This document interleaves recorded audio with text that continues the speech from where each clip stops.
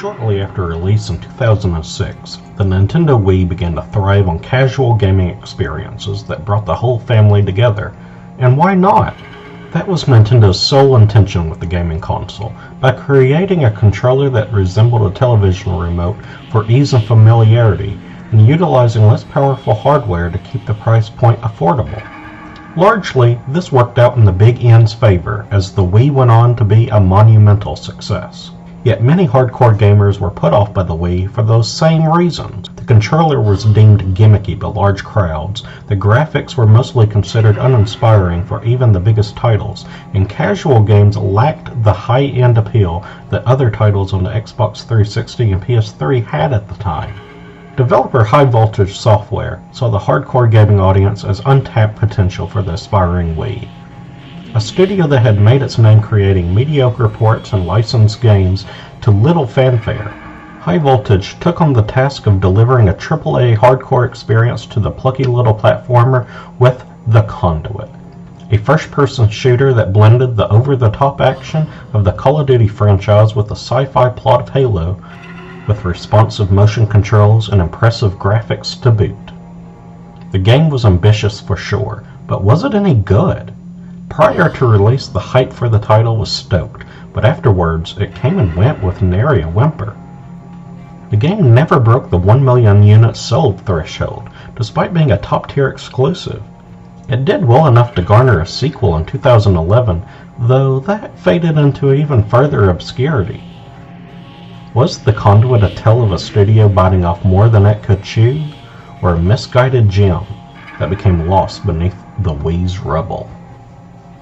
This is Trash or Treasure, the video series where I examine lesser-known games, or those that have fallen from grace, in order to determine if they are indeed worth adding to your video game collection, or if they're rubbish, only worth, well, dumping into a trash can.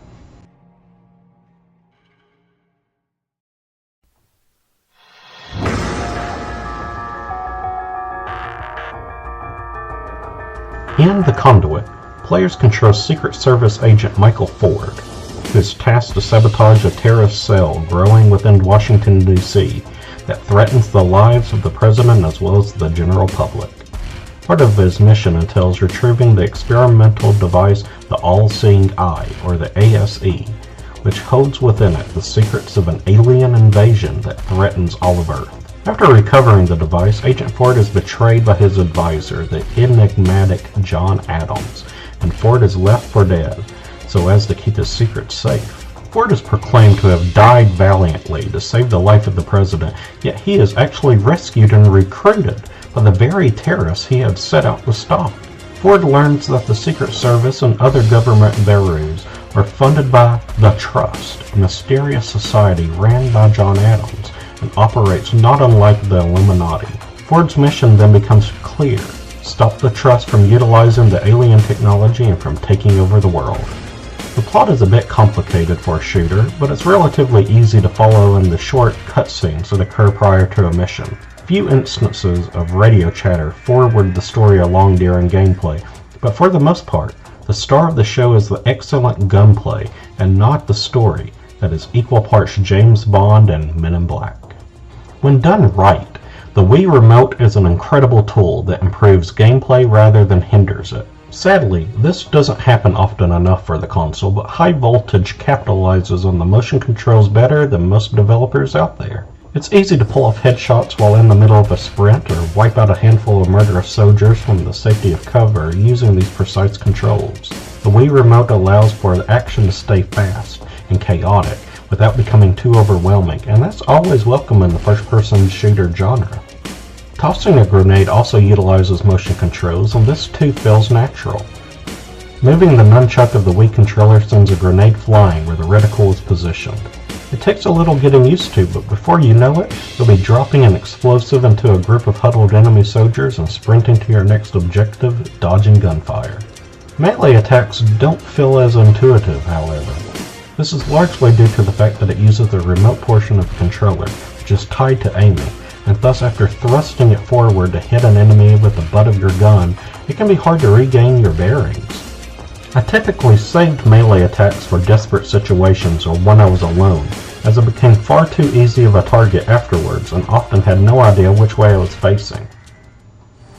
The Conduit offers a decent mix of foes to destroy, which is refreshing for a game that starts out with you blasting regular soldiers.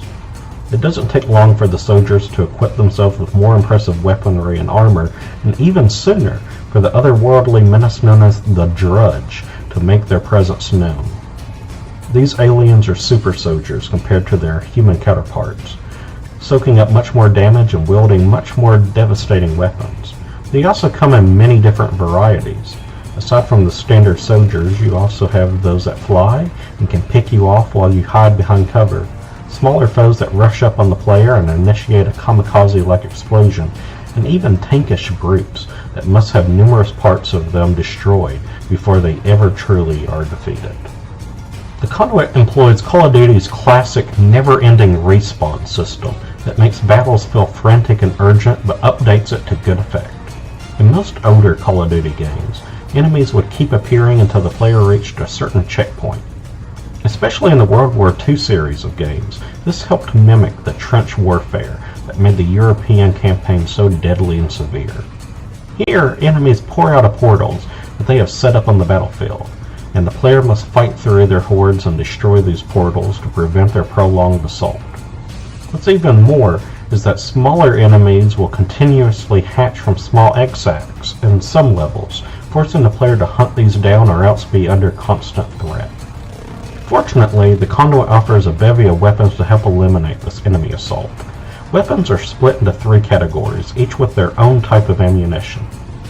Human weapons are what you'll come to expect in any FPS, including pistols, shotguns, rifles, and even rocket launchers. It's strange to think that a rocket launcher and a pistol would share the same type of ammo, but this system at least attempts to keep things simple while allowing for a more diverse weaponry. Next you have Drudge firearms. These are your typical alien weaponry that would not be out of place in Halo. Your strike rifle, for example, can fire as a traditional semi-automatic or be charged up to deal a single devastating blow. The Striker launches 3 explosive shots before requiring a short cooldown. Lastly, you have Trust weapons. These energy-based weapons are perhaps the most powerful in the game, but ammunition is often the most scarce. Its rifle variant, the Deatomizer, has slight homing technology that can follow an enemy's movement. The Carbonizer is a massive heavy weapon that fires a concentrating beam of energy that can roast enemies from afar. There is also a 4th type of weaponry, although there is no ammo for them. Prototype weapons are trust weapons that have been sealed away in levels and requires the player to use the ASE to solve puzzles to unlock the rooms in which they are hidden. Their inclusion here as secrets is a callback to early FPS games like Wolfenstein and Duke Nukem, and I like that. These weapons include a pistol that can kill most things in a single shot, and more powerful versions of other weapons.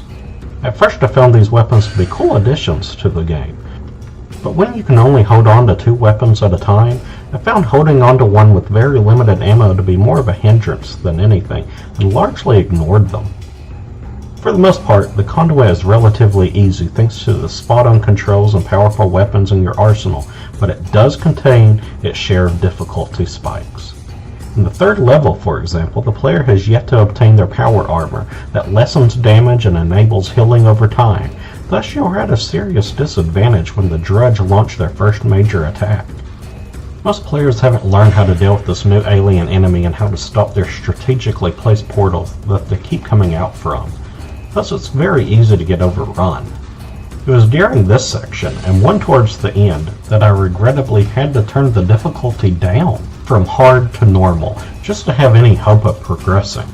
What's more is that I frequently encountered a devastating bug in the game that made medkits picked up disappear upon respawning. In that section from the 3rd level that I just described, I had picked up a healing kit and later died. Yet after loading the autosave, I was left with just the smidgen of health that I had with no medkit in sight. This happened numerous times in the game, but at least later I could sit and wait for my power suit to slowly heal me. In the 3rd stage, however, I was left only with my wits. Graphically, the Conduit is Well, just look at it. It's one of the best looking Wii titles out there, with excellent lighting and well-textured environments. When the game was conceived, this was cutting-edge stuff on a console that can only present games in standard definition. By the time it was released in 2009, however, Call of Duty Modern Warfare 2, Crisis, and Killzone 2 had already come and went, and thus the Wii's powerhouse shooter looked average in comparison. Still, for a title running on an underpowered console, it looks fantastic. I'm excited to just see how well the sequel looks after this one. The music in the Conduit is admittedly impressive. Audio and video director Michael Mepps had listened to hundreds of CDs leading up to the development of this title, yet the only one that truly stood out was an album of stock music composed by Diego Stocco. Mepps contacted Stocco, who immediately expressed interest in working on a video game soundtrack. In order to capture the alien quality of the title, Stocco created numerous instruments, including an acoustic drum attached to a toy piano that he called a distro drum. He also assembled an object he called the metal contrabass by attaching piano and bass strings to a garage heater. Stocco created a different song for each level of the game, consisting of 3 parts: an ambient track, a mid-tempo one, and upbeat. Afterwards, the game's audio department would edit the tracks to fit environments of the game, with the aim for the music to evolve naturally based on the action, whether it be exploring vacant corridors or in the midst of a heated gunfight. It comes off really well, and it helps that most of the tracks make for easy listening on their own. Many of the game's songs blend classical string and piano melodies atop a backdrop of synced percussions. It gives the overall experience a classy, futuristic feel that I think the developers were going for. There's not much of a voice cast in the Conduit, but it doesn't detract from the game. The game's protagonist is voiced by veteran character actor Mark Shepard, who does a fine job of delivering a stereotypical American tough guy hero, while his real-life father, W. Morgan Shepard, voices the game's antagonist. The elder Shepard shines in bringing a cunning, sinister voice behind a character we only see in radio chatter, and it's through his experienced delivery that we really come to hate the villain known as John Adams.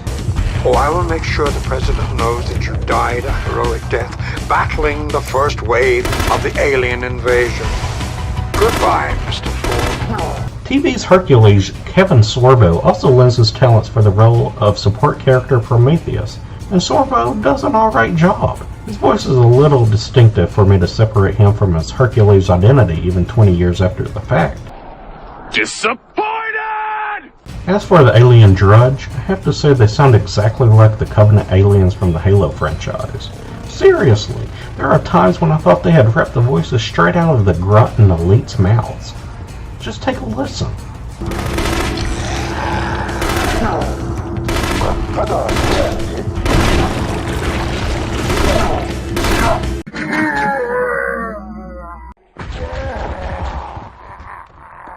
So is the Conduit good? I give it an overwhelming yes. It may not have been the Halo Call of Duty killer that it set out to be. It may not have revolutionized shooters on the Wii or set the sales charts on fire, but the Conduit is fun, it looks amazing, and has a plot that's interesting enough to keep you engaged to the very end. There are problems, but even Zelda has problems. And don't let the motion controls or the Wii hardware stop you from enjoying the stellar first-person shooter. Anyway, here's Wonderwall.